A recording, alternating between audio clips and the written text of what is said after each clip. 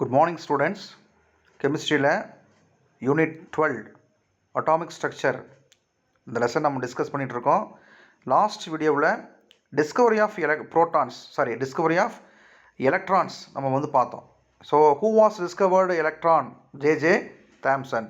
So அவருடைய அந்த எக்ஸ்பெரிமெண்ட்டை நம்ம பார்த்தோம். நெக்ஸ்ட் பார்த்தீங்கன்னா properties of cathode rays. So அந்த கேத்தோட் ரேஸ் அப்படிங்கிறத என்ன சொன்னாங்கன்னா எலக்ட்ரான் அப்படின்னு சொல்லி பின்னால் அதுக்கு நேம் பண்ணாங்க. சரி, இதனுடைய ப்ராப்பர்ட்டிஸ் நம்ம என்னங்கிறத நம்ம பார்த்துட்டோம். ஸோ நெக்ஸ்ட் என்ன சொல்கிறாருன்னா டிஸ்கவரி ஆஃப் ப்ரோட்டான்ஸ், அதாவது டிஸ்கவரி ஆஃப் எலக்ட்ரானுடைய சோதனை எப்படி செஞ்சாரோ சேம் அதே தான் உங்களுக்கு பார்த்தீங்கன்னா உங்களுக்கு வந்து ப்ரோட்டான்ஸுங்க இருக்கும். சரி, இப்போ நம்ம அதை பற்றி நம்ம தெரிஞ்சுக்கலாம். First discovery of protons. The presence of positively charged particles in the atom has been precisely predicted by Goldstein based on the conception that the atom being electrically neutral in nature. So necessarily processor positively charged particles to balance the negatively charged electron. ஆட்டம்ங்கிறது ஒரு neutral particle. ஆட்டம்ங்கிறது ஒரு neutral இல்லையா, நியூட்ரலைஸ்ன்னு சொல்லுவோம், நடுநிலைத்தன்மை வாய்ந்தது. அப்போது இதில் negative charge சொல்லக்கூடிய electron இருக்கும் அப்படிங்கும்போது அப்போது நியூட்ரல்னு படித்தோம். ஆட்டம்ங்கிறது நியூட்ரல் அப்படின்னா எப்படி வந்து நெகட்டிவ் இருக்கோ அதே மாதிரி பார்த்தீங்கன்னா உங்களுக்கு வந்து பாசிட்டிவ் இருக்கணும்ல. ஸோ அப்படி நெகட்டிவ் பார்ட்டிகல்ஸ் இருக்கும்போது பாசிட்டிவ் பார்ட்டிகல் இருந்தால் தானே ஆட்டம் ஒரு நியூட்ரலைஸ்ன்னு சொல்ல முடியும், நடுநிலைத்தன்மை வாய்ந்துன்னு சொல்ல முடியும். அப்படிங்கிற மாதிரி யார் திங்க் பண்ணுறாரு? கோல்ட்ஸ்டீன். இதுதான் சொன்னார். டிஸ்கவரி ஆஃப் புரோட்டான் யாருன்னா கோல்ட்ஸ்டீன்கிறவர் தான் இது மாதிரி திங்க் பண்ணுறாரு. எப்படி வந்து நெகட்டிவ் சார்ஜ் பார்ட்டிகல் இருக்கோ அதே மாதிரி பாசிட்டிவ் சார்ஜ் பார்ட்டிகல்ஸ் இருக்கணும் அப்படின்னு சொல்லி முடிவு பண்ணுறாரு, அப்படின்னு திங்க் பண்ணுறாரு. அதான் ஒரு சோதனை செஞ்சு பார்க்குறாரு. சேம் ப்ராசஸ் அதே மாதிரி தான் கொடுத்துருப்பாங்க உங்களுக்கு. இதில் பார்த்தீங்கன்னா உங்களுக்கு தெரிஞ்சிருக்கும். ஸோ பார்த்தீங்கன்னா உங்களுக்கு டிஸ்சார்ஜ் டியூப், கிளாஸால் செய்யப்பட்ட லாங் டியூப், ரெண்டு பக்கம் பார்த்தீங்கன்னா க்ளோஸ் இருக்குது, எண்டு பக்கம் பார்த்தீங்கன்னா க்ளோஸில் இருக்கும், மூடி இருக்கும். அதே மாதிரி ஒரு கேத்தோடு ஒரு ஆனோடு, பேட்ரி, அதாவது ஹை வோல்டேஜ் ஜெனரேட்டர் கொடுத்துருக்காங்க. அப்போ ஒரு சாதாரண ஒரு மெட்டல் பிளேட், எலக்ட்ரோட் சொல்லக்கூடிய மெட்டல் பிளேட், ஒரு மெட்டல் பிளேட்டை வந்து ஒரு பேட்டரியினுடைய நெகட்டிவ் டெர்மினல் அப்படின்னா மின்முனையோடு கனெக்ட் பண்ணோம்னா அது கேத்தோடு. அதே வந்து ஒரு மெட்டல் பிளேட்டை வந்து பேட்டரியினுடைய பாசிட்டிவோட கனெக்ட் பண்ணால் அந்த பேர் என்ன பேர்? ஆனோடு. சேம் உள்ளுக்குள்ளே அந்த கிளாஸ் டியூபுக்குள்ளே ஏர் வெரி லோ ப்ரெஷர் ரொம்ப கம்மியாக இருக்கக்கூடிய ஒரு கேஸ். இங்கே வந்து ஒரே கேஸ் தான், என்னென்னா ஹைட்ரஜன் கேஸ் தான் உள்ளே ஃபில் பண்ணியிருக்காங்க. எலக்ட்ரான்ஸில் பார்த்தீங்கன்னா உங்களுக்கு பார்த்தீங்கன்னா அந்த சோதனையில் வந்து பார்த்தீங்கன்னா எந்த கேஸ் வேணாலும் மென்ஷன் பண்ணல, இது வேணாலும் இருக்கலாம். இங்கே வந்து only one hydrogen gas, low pressure, very low ப்ரெஷரில் இருக்குது. பம்ப் இருக்குது. எதுக்காக இந்த பம்ப்பு? ப்ரெஷர் அதிகமாச்சுன்னா ரெடியூஸ் பண்ணுறதுக்காக, குறைப்பதற்காக இங்கே பம்ப் இருக்குது. சேம் அங்கே என்ன பார்த்தோமோ அதே ப்ராசஸ் தான். அங்கே கேத்தோடிலிருந்து ரேஸ் ட்ராவல் பண்ணுது, இங்கே ஆனோடிலிருந்து ரேஸ் ட்ராவல் பண்ணுது. அங்கே வரக்கூடியது கேத்தோட் பார்ட்டிகல்ஸு, இங்கே வரக்கூடியது ஆனோடு பார்ட்டிகல்ஸு, வேறு ஒன்றுமே கிடையாது. ஒரே ஒரு சின்ன வித்தியாசம். இந்த கோல்ட்ஸ்டீன் என்ன செய்கிறாரு அப்படின்னா இந்த கேத்தோடு இருக்கு இல்லையா, அதாவது எதிர்மின் வாயின்னு சொல்லக்கூடிய இந்த கேத்தோட பர்ஃபரேட்டட் கேத்தோடாக மாற்றுறாரு. பர்ஃபரேட்டட் கேத்தோடு என்ன மீனிங் அப்படின்னா துளையிடப்பட்ட ஒரு கேத்தோடு. அந்த மெட்டல் பிளேட்டை ஹோல்ஸ் போட்டிருக்காரு, அதாவது ஓட்டை போட்டு வச்சுருக்காங்க. அப்போது துளையிடப்பட்ட ஒரு உலோக தகட்டை என்ன செஞ்சுருக்காங்க, பேட்டரியினுடைய நெகட்டிவ் டெர்மினலோட கனெக்ட் பண்ணதுனால இது பர்ஃபரேட்டட் கேத்தோடு, துளையிடப்பட்ட ஒரு கேத்தோடுன்னு சொல்கிறோம். சரி, இப்போது என்ன ஆகுது? கரண்ட் பாஸ் ஆகும்போது என்னாகும்? இந்த ஆனோடிலிருந்து ரேஸ் ஃபார்ம் ஆகும். இந்த ஆனோடிலேருந்து ரேஸ் ஸ்ட்ரெயிட்டாக ட்ராவல் பண்ணுது. ஏன் ஸ்ட்ரெயிட்டாக ட்ராவல் பண்ணுது? இதுக்கு நேராக என்ன இருக்குது? கேத்தோடு இருக்குது. கேத்தோடுங்கிறது வந்து நெகட்டிவ், வரக்கூடியது பாசிட்டிவ் பார்ட்டிகல்ஸ். ஸ்ட்ரெயிட்டாக ட்ராவல் பண்ணி இதுக்குள்ளே வந்து இந்த ஹோல்ஸ் இருக்கு இல்லையா, அந்த ஹோல்ஸுக்குள்ளேயும் உள்ளே புகுந்து அதுக்கு பேக் சைடு, அந்த பர்ஃபரேட்டட் கேத்தோடுக்கு பேக் சைடு பார்த்திங்கன்னா என்ன இருக்கும் அப்படின்னா ஒரு ரெட் க்ளோ. இந்த இடத்துல பார்த்தீங்கன்னா உங்களுக்கு ஒரு ரெட் க்ளோவை ஏற்படுத்துகிறது, ஒரு வெளிச்சத்தை ஏற்படுத்துகிறதுங்கிறாங்க. அப்போ வரக்கூடிய இந்த ரேஸ் என்ன ரேஸு? பாசிட்டிவ்லி சார்ஜ்டு பார்ட்டிகல்ஸ், அதாவது பார்த்திங்கன்னா ஆனோட் ரேஸ். ஏன்னா எங்கேருந்து ரேஸ் ஃபார்ம் ஆச்சு, உருவாச்சு? ஆனோடிலிருந்து ரேஸ் உருவாச்சு. அதனால் அந்த ரேஸ் பேர் ஆனோட் ரேஸ். அதுதான் வந்து என்ன சொல்கிறாங்க, புரோட்டான் அப்படிங்கிற மாதிரி.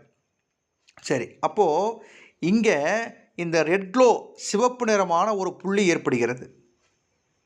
எனது சிகப்பு நிற ஒரு ஒளிப்புள்ளி அங்கே உருவாகிறது.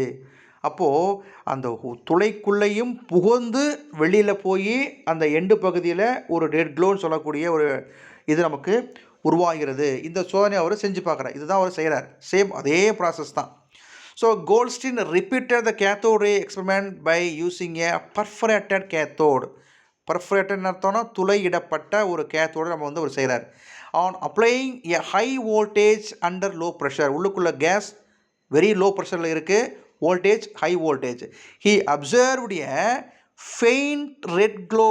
ஃபெயிண்ட்னா மங்களான ரெட் க்ளோ, ஒரு ஒளிப்புள்ளி on the wall behind the cathode. இந்த கேத்தோடுக்கு பின்னால் பார்த்தீங்கன்னா ஒரு ஃபெயிண்ட்னா மங்களான ஒரு ரெட் க்ளோவை அங்கே வந்து உருவாகிறத அவர் வந்து பார்க்குறாரு.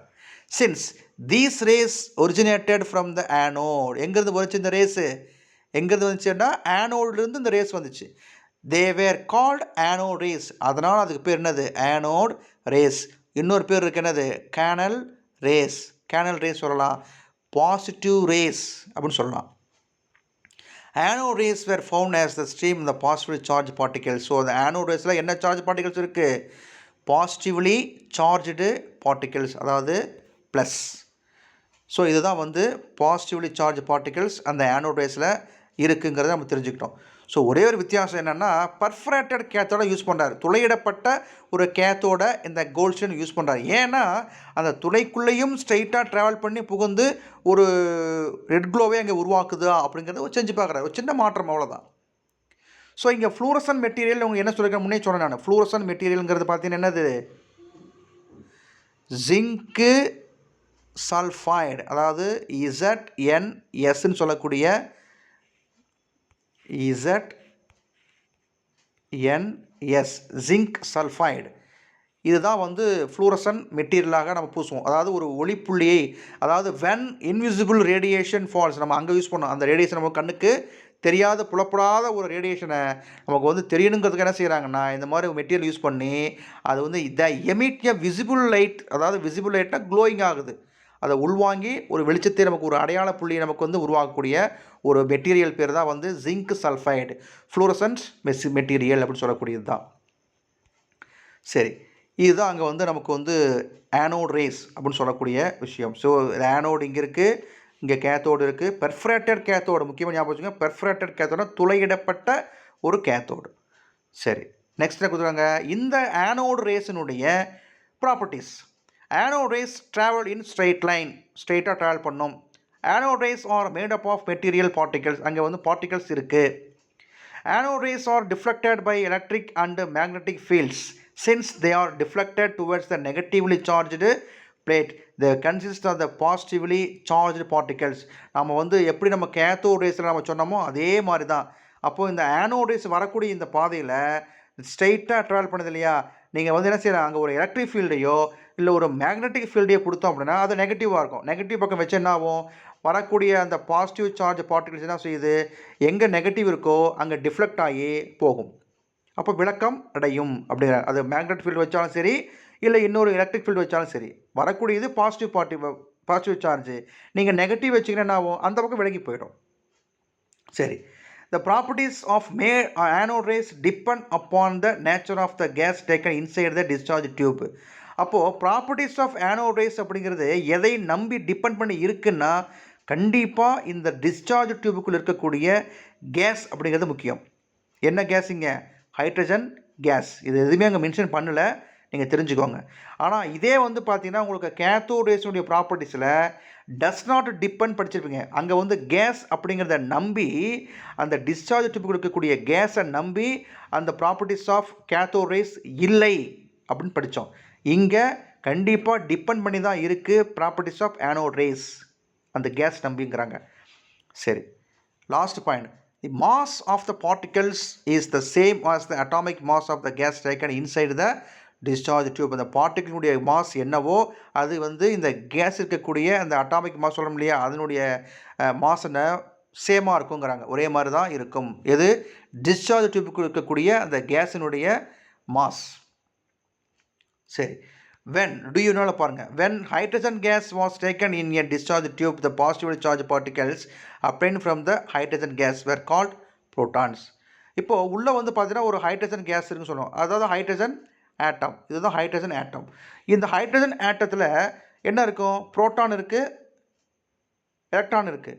அப்போ இந்த ஹைட்ரஜன் அப்படிங்கிற ஆட்டத்தில் எய் மைனஸ் அப்படின்னா எலக்ட்ரான். ஒரு எலக்ட்ரான் போயிடுச்சுன்னா ரிமூவ் த எலக்ட்ரான். எலக்ட்ரான் வெளியே போயிடுச்சுன்னா மிச்சம் இருக்கிறது என்னது? H plus. ஸோ இதுதான் வந்து புரோட்டான், அதாவது ஹைட்ரஜன் அயான் அப்படிங்கிறோம். ஸோ ஒரு ப்ளஸ் ஒரு மைனஸ் அப்படிங்கிறது தான் என்னது ஆட்டத்துக்குள்ளே இருக்குது. ஸோ அதான் சொல்லியிருப்பாங்க, என்ன கொடுத்துருக்காங்க பாருங்கள். Each of these protons are produced when the one electron is removed. ஒரு ஆட்டத்தில் ஒரு எலக்ட்ரான் ரிமூவ் பண்ணிட்டா one hydrogen atom, thus a proton can be defined as the hydrogen ion. மிச்சம் இருக்கிறது என்னது? H plus. அதுதான் வந்து ஹைட்ரஜன் அயான். அப்போ புரோட்டான் எப்படி குறிக்கணும்னா H ப்ளஸ்ங்கிறது சொல்கிறாங்க, ஹைட்ரஜன் அயான், ஹைட்ரஜன் அயனி அப்படிங்கிறது. சரி, நெக்ஸ்ட் கொடுத்துருக்காங்க டிஸ்கவரி ஆஃப் நியூட்ரான்ஸ். அப்போது எலக்ட்ரான் பாசிட்டிவ் பார்த்துட்டோம், positive charge. Proton negative charge பார்த்தாச்சு. தேர்ட் ஒன்று சொல்கிறாங்க, டிஸ்கவரி ஆஃப் நியூட்ரான்ஸ். மூணாவதாக ஒரு பிரைமரி பார்ட்டிகல்ஸ் இருக்குது. என்னது? At the time of the J Thomson only 2 fundamental particles, proton and electron were known. அதாவது ஜே தாம்சனுடைய காலத்தில் வந்து 2 பார்ட்டிகல்ஸ் தான் பார்த்தாங்க, அடிப்படை துகள்கள். ஃபண்டமெண்டல் பார்ட்டிகல்ஸுங்கிறது 2 தான் இருந்துச்சு, ஒன்று புரோட்டான் இன்னொன்று எலக்ட்ரான், அதாவது ப்ளஸ்ஸு ஒரு மைனஸு. இந்த இயர் 1932ல் ஜேம்ஸ் ஷாட்விக் அப்படிங்கிறவர் டிஸ்கவர்டு அனதர் ஃபண்டமெண்டல் பார்ட்டிக்கல். மூணாவதாக இன்னொரு பார்ட்டிக்கல் இருக்குது, அணுவினுடைய அடிப்படை துகள்கள், ஃபண்டமெண்டல் பார்ட்டிகல்ஸ். புரோட்டான் இருக்குது, எலக்ட்ரான் இருக்குது, மூணாவதாக ஒரு ஃபண்டமெண்டல் பார்ட்டிகல்ஸ் இருக்குது, அதுதான் வந்து நியூட்ரான் அப்படின்னு யார் கண்டுபிடிக்கிறாரு? James ஷாட்விக். The proper position of these particles in an atom was not clear till Rutherford described the structure of atom. அப்போ இந்த ரூதர்ஃபோர்டுங்கிறவர் வந்து இந்த நியூட்ரானுடைய அணுவில் எப்படி அமைஞ்சிருக்கு, அந்த பார்ட்டிகல்ஸுங்கிறது எங்கே அமைஞ்சிருக்கு, எப்படி அமைஞ்சிருக்கு, அதனுடைய பொசிஷன் என்ன, இதெல்லாம் வந்து அவர் வந்து அவருடைய இதில் வந்து சொல்லியிருக்கார். இது எங்கே நீங்கள் தெரிஞ்சுக்கலாம் அப்படின்னா, இந்த ரூதர்ஃபோர்டுடைய அட்டாமிக் மாடல், அவருடைய ஸ்ட்ரக்சர் ஆஃப் ஆட்டம், இதெல்லாம் எங்கே தெரிஞ்சுக்கலாம்? ஹையர் கிளாஸில், அதாவது 9th 10th வந்து பார்த்தீங்கன்னா நியூட்ரான்ஸ் பற்றி நீங்கள் படிக்கலாம். டிஸ்கவரி ஆஃப் நியூட்ரான் எப்படி கண்டுபிடிச்சாங்க, அதனுடைய ப்ராப்பர்ட்டிஸ் என்ன, அது வந்து ஆட்டத்தில் எந்த பொசிஷனில் அதை இருக்குதுங்கிறதுல நீங்கள் ஹையர் கிளாஸில் நீங்கள் படிப்பீங்க. ஸோ டிஸ்கவரி ஆஃப் நியூட்ரான் யாருன்னா, who was discovered neutron? James Chadwick. 1 mark கொஸ்டினில் கேட்பாங்க. ஸோ ப்ராப்பர்ட்டிஸ் ஆஃப் நியூட்ரான்ஸ், இந்த நியூட்ரானுடைய பண்பு என்ன அப்படின்னா, neutron carries no charge. No charge அப்படின்னு அர்த்தம், மின்சுமை இல்லை. It is a neutral particle. நியூட்ரல்னால் ப்ளஸ்ஸும் இல்லை மைனஸும் இல்லை, நியூட்ரல் அப்படிங்கிறாங்க. நடுநிலையானது, நடுநிலைன்னு சொல்லக்கூடியது.